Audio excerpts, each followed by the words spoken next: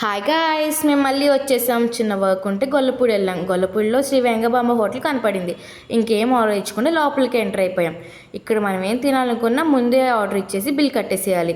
ఇక్కడ veg and non veg రెండు అవైలబుల్గా ఉన్నాయి. మేమైతే నాన్ వెజ్ ప్రిఫర్ చేసాం.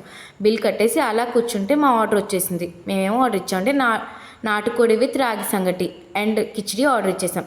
కిచిడిలో వాళ్ళే చికెన్ కర్రీ ఇచ్చారు. చికెన్ కర్రీ అలా కలుపుకొని నోట్లో పెట్టుకుంటే నా స్టమక్ ఇంకా తిను అనింది. టేస్ట్ అంత బాగుంది. దాని తర్వాత రాగి సంగటి అసలు చూడడానికే చాలా టెంప్టింగ్గా ఉంది. రాగి సంగటిలో అలా నాటుకోడి వేసుకొని ఏలు పెడితే ఏలు కాలిపోయింది. అంత హాట్గా ఫుడ్ సర్వ్ చేస్తున్నారు ఇక్కడ. ఇంకా ఫుడ్ అలా కలుపుకొని నోట్లో పెట్టుకుంటే అలా కరిగిపోతుంది. అంత టేస్టీగా ఉంది. ఇంకా ఆర్డర్ ఇచ్చిన 2 ఐటమ్స్ కంప్లీట్ చేసేసి మా వర్క్ మీద మేము వెళ్ళిపోయాం. That's it for today guys. Bye bye.